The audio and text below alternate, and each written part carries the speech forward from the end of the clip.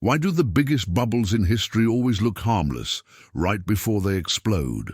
It is a question that has echoed across centuries, from the Dutch tulip frenzy to the dot-com mania, and yet here we are again in 2025, watching the same pattern unfold across gold, oil, and the tech markets as if the past never left us.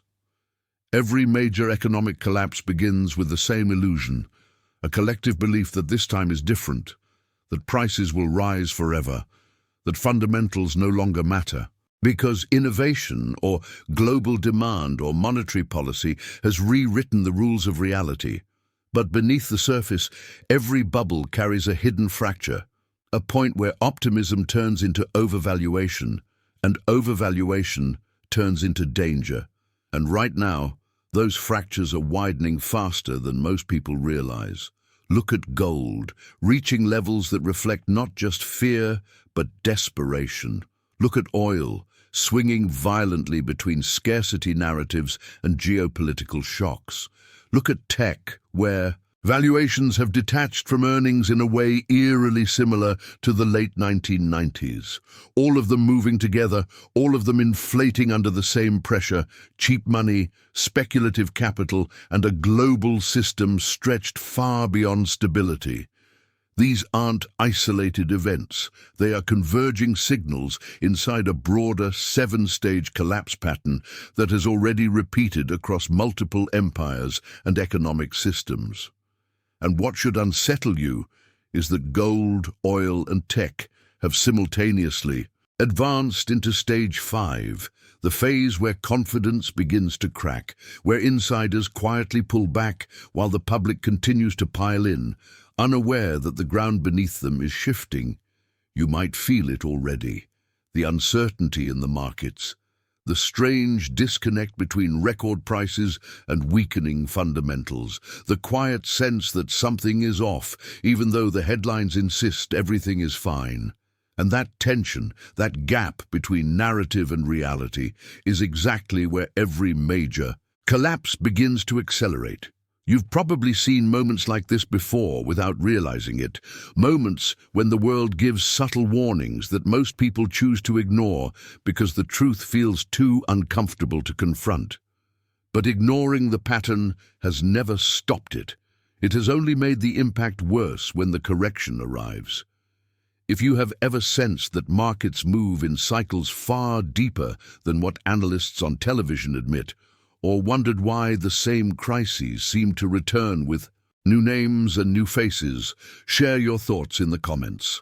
Understanding this content matters more than ever, so make sure to leave a like and check if you are already subscribed, because what comes next in this sequence may change the way you see the global economy, and we are only beginning to uncover it as we move into the next layer of this pattern, where the signals become harder to deny and the consequences harder to escape.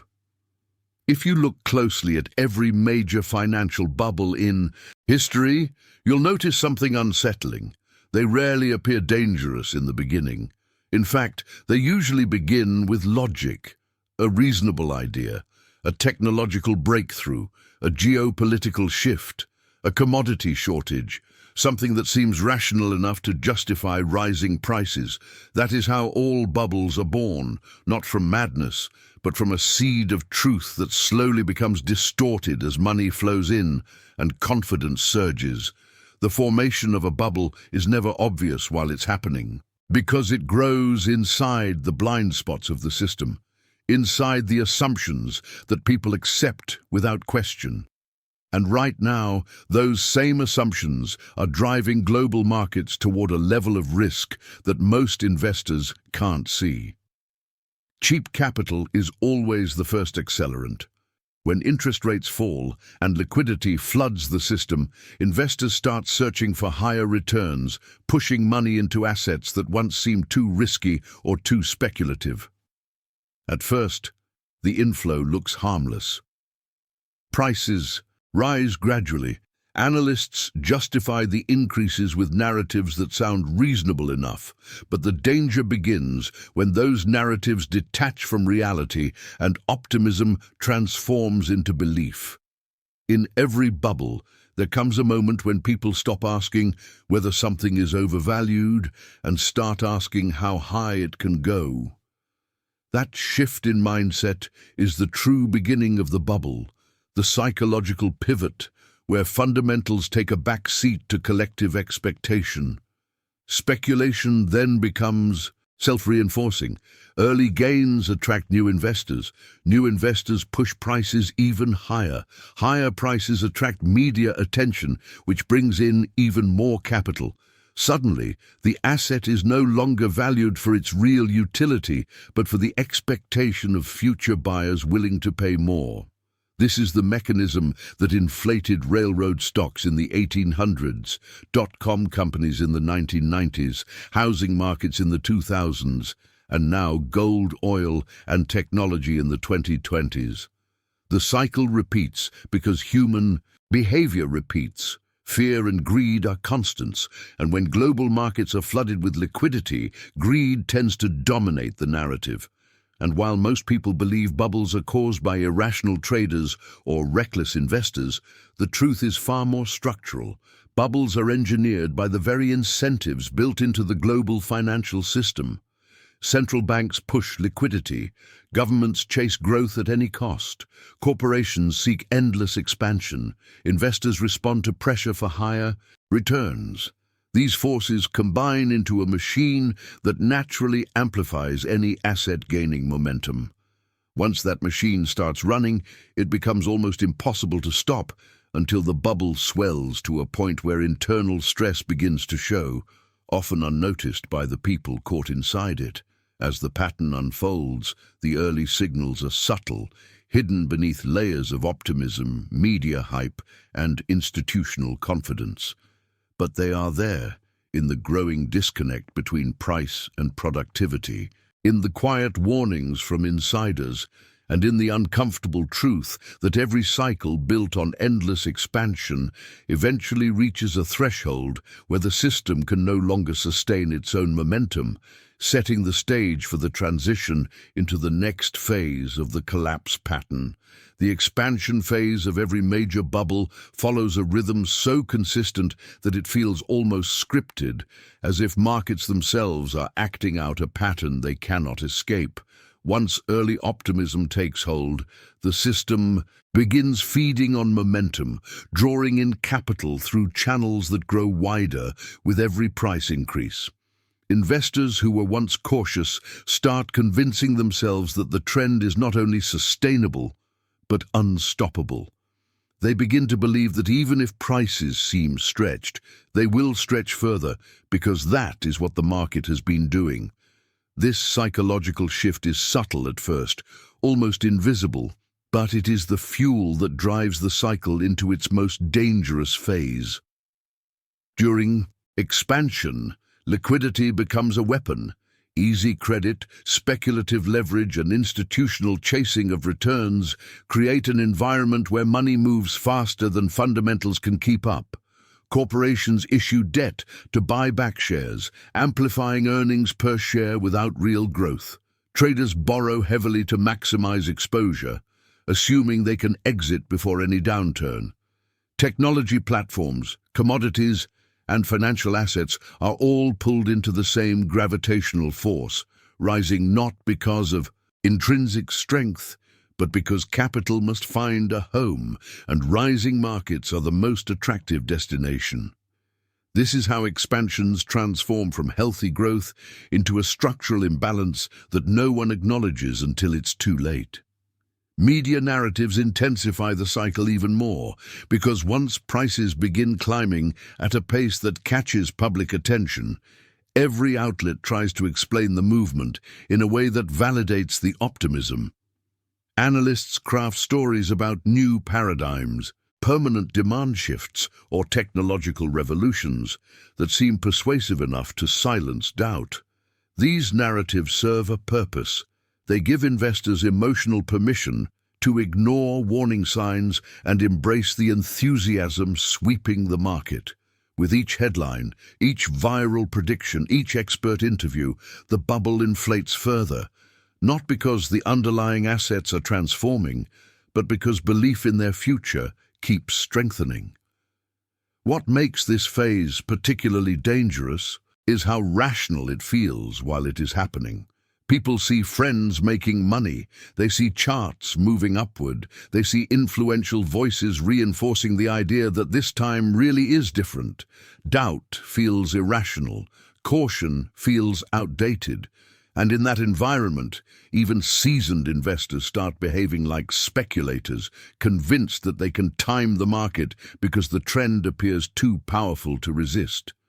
This collective confidence creates the illusion of stability, but beneath it lies an increasingly fragile ecosystem built on assumptions that cannot hold indefinitely. As expansion accelerates, the market stops rewarding fundamentals and starts rewarding participation. The simple act of being in the game becomes more important than what the game is actually worth. This is when valuations detach completely, when price movements are driven by the expectation of further gains rather than any measure of intrinsic value. And although everything still appears stable on the surface, the internal pressure is building, quietly pushing the system toward the point where enthusiasm can no longer sustain the weight of the expectations it has created. That is when the transition toward the next stage begins to take shape, hidden at first, but growing with each new surge of speculative energy. The transition into stage 5 rarely announces itself with dramatic crashes or obvious market turmoil. Instead, it emerges quietly, almost imperceptibly, through subtle distortions that most people instinctively dismiss because the broader narrative still feels bullish. This is the moment when insiders begin adjusting their positions, when liquidity shifts towards safer assets, when valuations stop rising in a straight line and start wobbling beneath the surface. Stage 5 is not defined by collapse, it is defined by the first cracks in the illusion, the slow erosion of confidence that precedes the storm. You can sense this phase long before charts reveal it. It shows up in unusual volatility on otherwise calm days, in small but persistent outflows from major funds, in corporate earnings that no longer justify their market prices. Companies begin issuing optimistic guidance that sounds strangely disconnected from their actual performance. Analysts soften their language, avoiding direct warnings while hinting at cooling momentum or unexpected headwinds.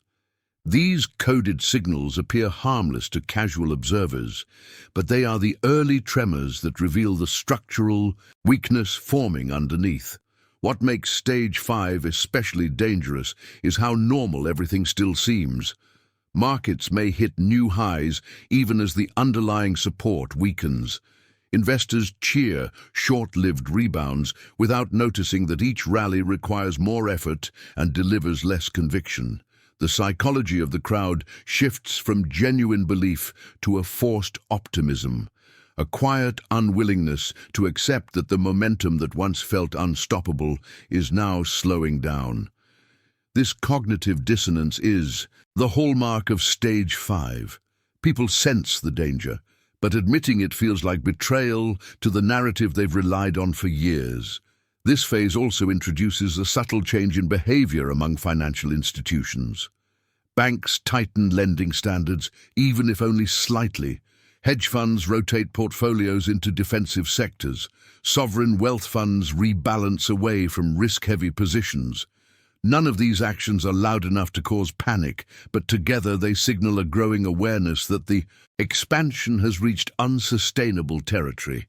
The public remains unaware because the surface still looks calm, but beneath it, the energy that drove the bubble upward has begun to reverse direction. Stage 5 always carries a unique tension, a sense that something is shifting, even if no one can yet define what it is. You see it in commodity markets, when prices begin diverging from historical correlations. You see it in tech, when valuations flatten despite increased media hype. You see it in gold, when demand surges for reasons analysts struggle to explain. These inconsistencies are not random. They are the system quietly preparing for the transition toward instability. The signals rarely appear dramatic, but once they begin, they do not stop. They accumulate, layer by layer, forming the psychological and structural foundation for the next transformation in the collapse pattern. As Stage 5 takes shape beneath the surface, the three pillars driving today's super bubbles begin revealing how deeply intertwined they truly are. Gold, oil, and technology are often treated as separate markets, each with its own logic and narrative, but in reality they form a synchronized triangle of global speculation. Their movements reflect not just investor sentiment, but the structural pressures inside the world economy, pressures that intensify when a system is nearing its breaking point. These markets don't rise together by coincidence. They rise together because they are responding to the same underlying distortions, the same excess liquidity, and the same mounting instability that signals the world is entering a new phase of financial fragility. Gold becomes the first alarm bell.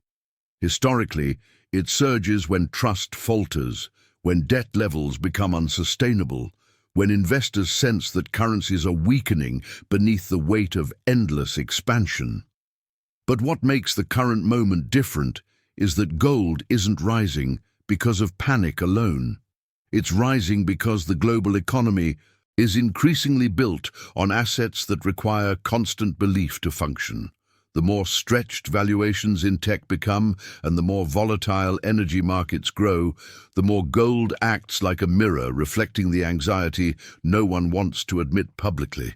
Its price doesn't just indicate demand, it reveals a shift in the psychological foundation of the system. Oil tells a different but equally revealing story.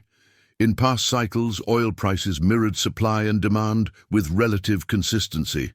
But today, they swing violently for reasons that extend far beyond simple consumption patterns.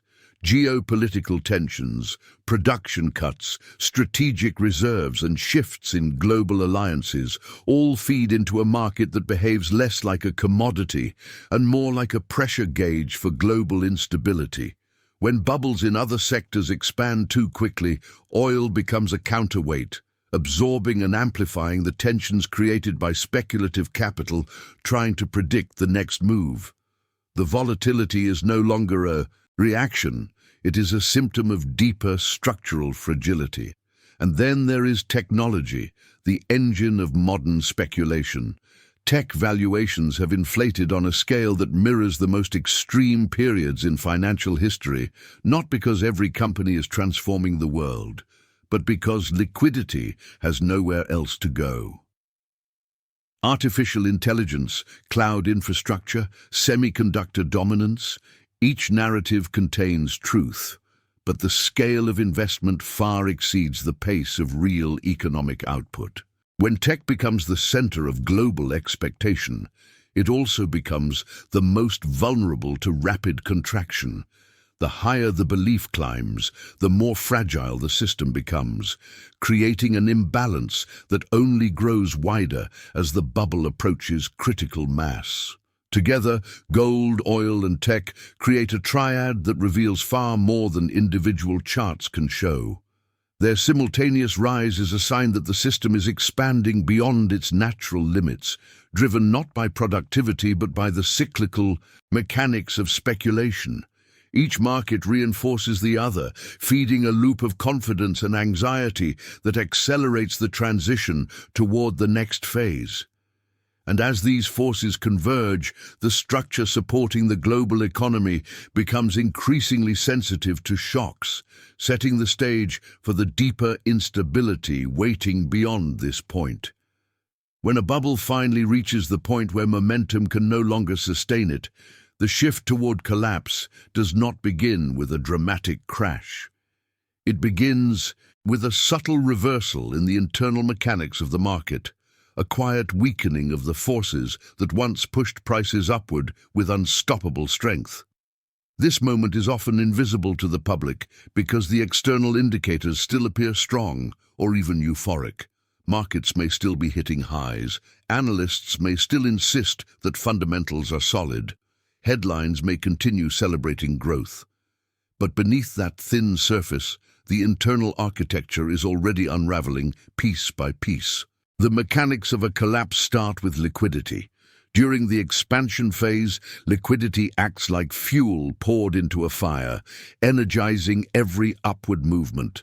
But once confidence begins to fade, that same liquidity becomes unstable. It pulls back faster than it arrived. Investors who once rushed in begin asking different questions, not about how high prices can go, but about how quickly they can exit without getting caught in the stampede. This shift in behavior, even before it becomes visible, destabilizes the entire structure. Markets built on momentum cannot survive without constant reinforcement, and the moment that reinforcement weakens, gravity begins doing the work. Then comes the tightening of credit, usually subtle at first. Lenders become more cautious, margins shrink, risk models are recalibrated. These small shifts ripple through the system, reducing the leverage that kept valuations inflated. Corporations that depended on cheap debt to sustain operations suddenly face higher costs, and their earnings projections grow less convincing. The cycle of confidence, which once felt so natural and inevitable, begins losing energy, replaced by a quiet unease that spreads through institutional layers long before retail investors notice anything is wrong. As liquidity dries and credit tightens, volatility increases. Not the kind of sharp crashes that end cycles, but erratic movements that reveal how unstable the ecosystem has become.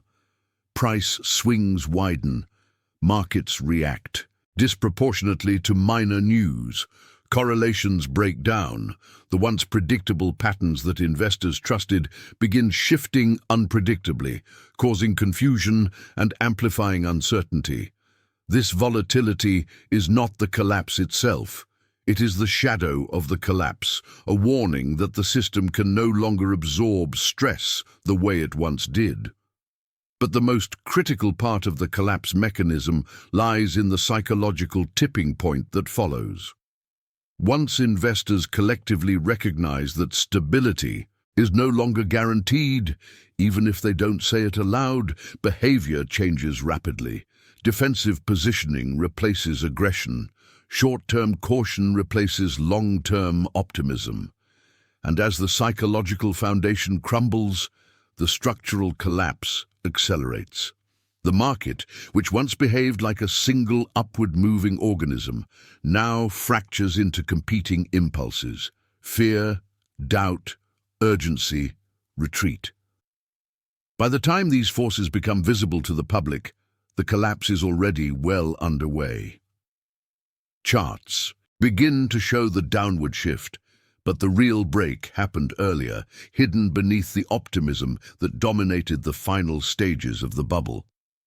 What follows next is not merely a price correction, it is the unraveling of a system that required near-perfect confidence to function.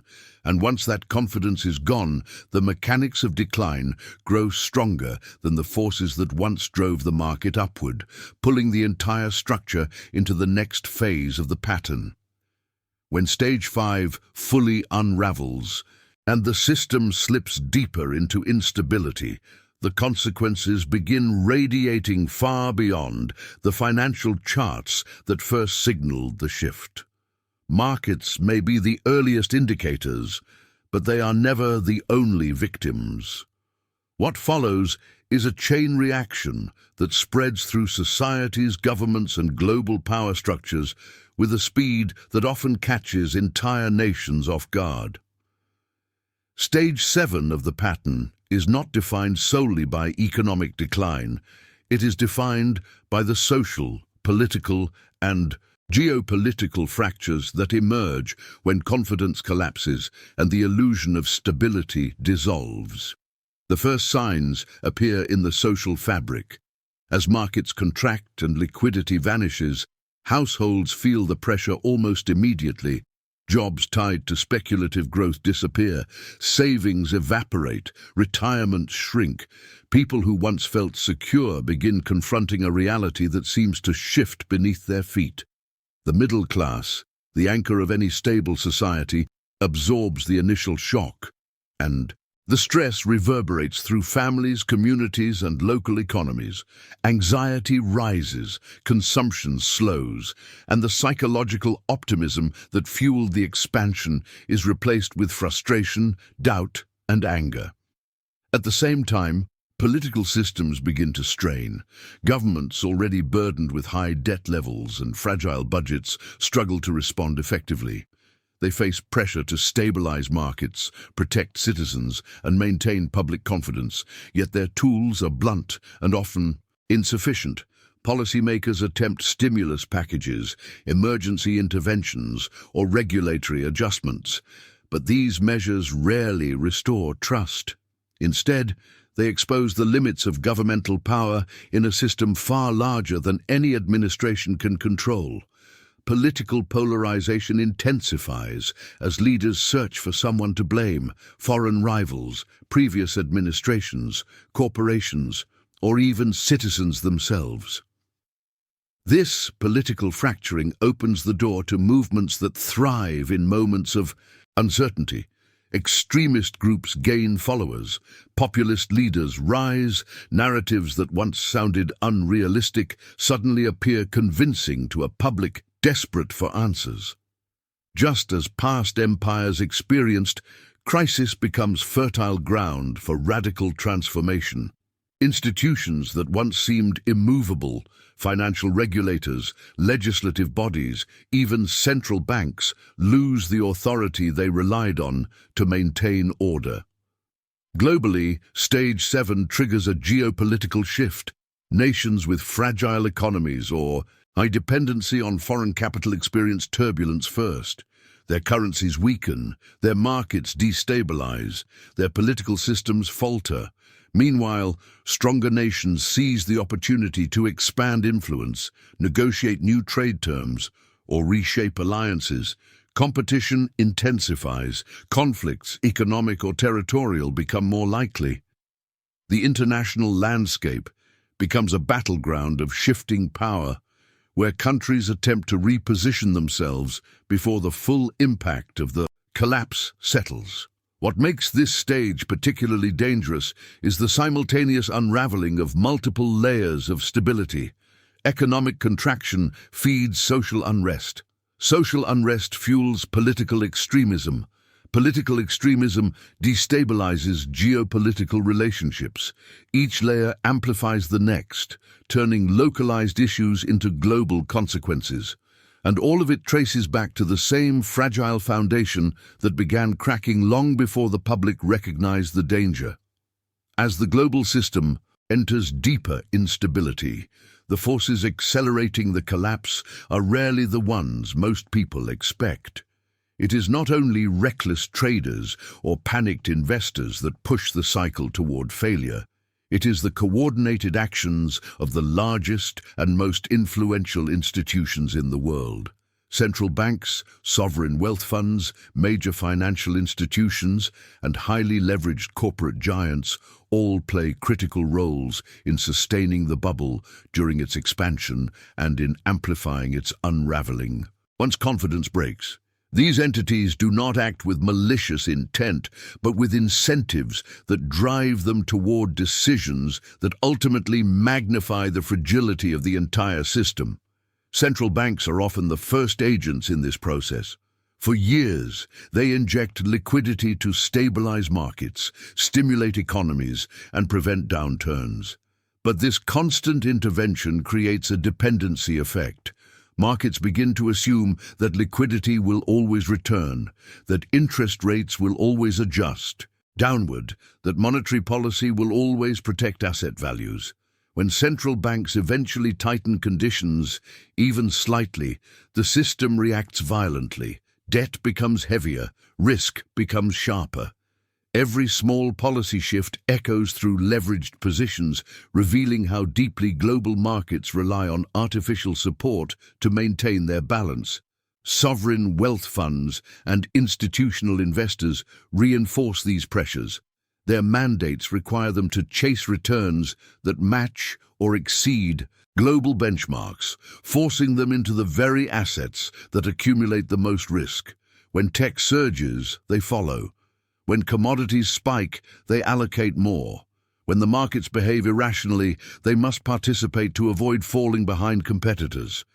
This creates a feedback loop in which institutional capital pushes valuations to extremes, not because of fundamental belief, but because the structure of the system demands it. And when trouble begins, these same institutions withdraw, liquidity faster than anyone else, accelerating the decline.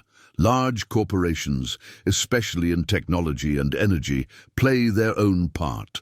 They borrow aggressively during low-rate environments, using cheap debt to expand operations, buy back shares, or acquire competitors. These strategies inflate valuations and signal strength to investors, but they also build enormous leverage into the corporate landscape. When interest rates shift or market conditions tighten, these companies suddenly face the weight of debts that were manageable only under ideal circumstances. The illusion of endless growth evaporates, revealing balance sheets stretched far beyond sustainability. Financial intermediaries, banks, hedge funds, private equity firms add another layer of systemic risk. They construct complex instruments, derivatives, and leverage structures designed to amplify profits under stable conditions. These instruments function smoothly when markets rise, but become explosive when volatility increases. Small fluctuations can trigger margin calls, forced liquidations, and cascading failures that spread across asset classes. The same financial engineering that once created efficiency now becomes a mechanism of contagion. What connects all these agents is not coordination, but convergence. Their incentives overlap. Their strategies mirror one another. Their reactions compound. When the system expands, they push together. When the system weakens, they retreat together.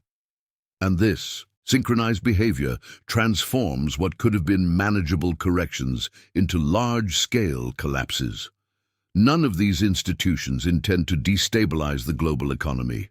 They are simply responding to the pressures and expectations baked into the structure of modern finance, yet their collective actions shape the path of the collapse as powerfully as any external shock. What makes the collapse cycle so persistent across history is not simply the presence of speculation or the influence of powerful institutions, but the deeper psychological and structural patterns that drive societies to repeat the same mistakes over and over again. Even when the details change, new technologies, new markets, new geopolitical tensions, the underlying behaviors remain the same. Human systems evolve, but human nature does not. This is why bubbles reappear in different eras with strikingly similar trajectories, and why the world continually finds itself trapped inside cycles it claims to understand but never manages to escape. The repetition begins with belief. Every generation convinces itself that its innovations, its data, its analytical tools make it more sophisticated than those who came before. Investors trust that modern financial models can predict risk with precision. Policymakers believe they have mastered economic cycles. Corporations assume growth can continue indefinitely if they push hard enough. This collective confidence creates a false sense of control, blinding society to the structural vulnerabilities that quietly expand beneath the optimism. It is the same pattern seen during the railroad boom of the 1800s, the speculative frenzy of the 1920s, the dot-com surge of the 1990s, and the housing mania of the 2000s. Another repeating component is the normalization of excess. At first, people react cautiously to rapid growth. They question the pace, the valuations, the sustainability. But when markets continue rising, skepticism fades and excess becomes accepted as the new normal. Rising prices are no longer viewed as warnings, but as validation. Investors adopt riskier strategies because the system rewards aggression. Institutions push boundaries because restraint costs them influence. Even regulators adapt by redefining what is considered safe. allowing practices that would have been unthinkable in earlier cycles. The echo of past crises also fades surprisingly quickly. As soon as the immediate pain dissipates, societies begin rewriting the narrative, softening the memory of the failures and amplifying the stories of recovery. The lessons learned become diluted, replaced by the idea that future downturns will be easier to manage because the system is smarter now. Yet each cycle grows more complex, more interconnected, and more dependent on fragile mechanisms that magnify risk rather than reduce it.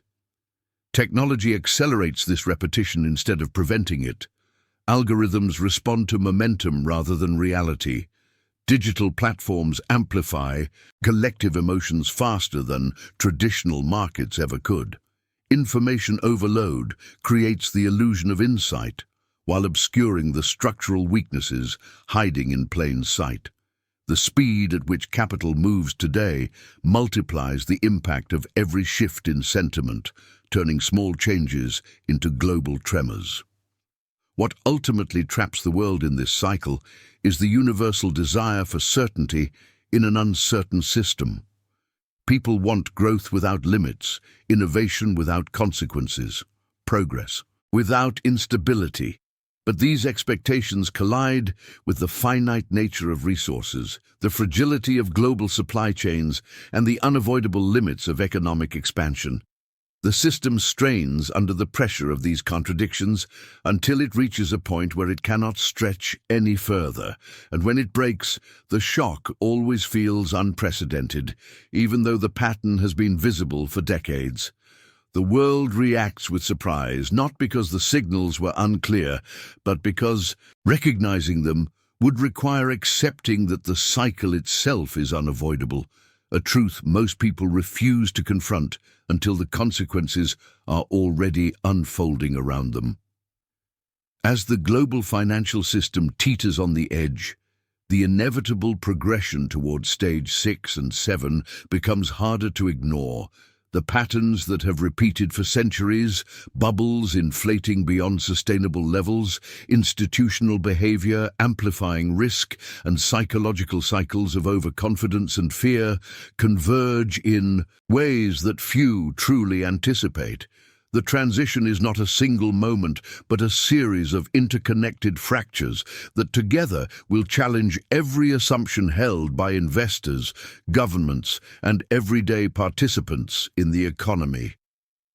Gold, oil, and technology, the pillars of the current superbubbles, are at the center of this storm, reflecting the stress already spreading through the global network of markets, debt, and policy. Stage 6 will bring a dramatic reassessment of value across multiple asset classes. Investors who believed liquidity was infinite will discover that support mechanisms have limits. Credit will tighten, valuations will correct sharply, and the feedback loop of fear and reaction will accelerate the decline. Even those who predicted the risks will find themselves caught in the sudden volatility, because speed and interconnectivity now amplify every shock. The system's fragility has reached a point where minor disruptions can trigger cascading consequences, making each market, each instrument, each strategic decision a potential accelerant for broader instability. The scale of impact will be unprecedented, not because the mechanisms are new, but because global exposure is larger, faster, and more tightly coupled than ever before. Stage 7, the final phase, will test the resilience of societies, governments, and financial institutions in ways that textbooks cannot fully describe. Economic contractions will ripple into social tension. Political polarization will intensify. Global alliances and trade relationships will face unprecedented stress. In every past cycle, those who ignored the warning signs were blindsided by speed and magnitude. And today, the interconnectedness of the world economy ensures that the consequences of Stage 7 will be felt simultaneously across continents. Yet understanding the mechanics behind this progression is not just about anticipating collapse. It is about recognizing the forces shaping the next era so that informed decisions can be made even as uncertainty escalates. If you've followed this journey to the very end, take a moment to reflect and engage. Leave a comment saying, "This message was for me," to share that you understood the gravity of the cycle. Hit the like button if the analysis opened your eyes to the risks hidden behind the headlines, and make sure you're subscribed to the channel to continue exploring these patterns. There's a video waiting that complements everything discussed here. Click over and continue the journey to see how these historical cycles might shape the near future. Understanding what comes next is not optional. It's essential for anyone seeking to navigate a world where gold, oil, and technology bubbles are now teetering on the edge of stage 6.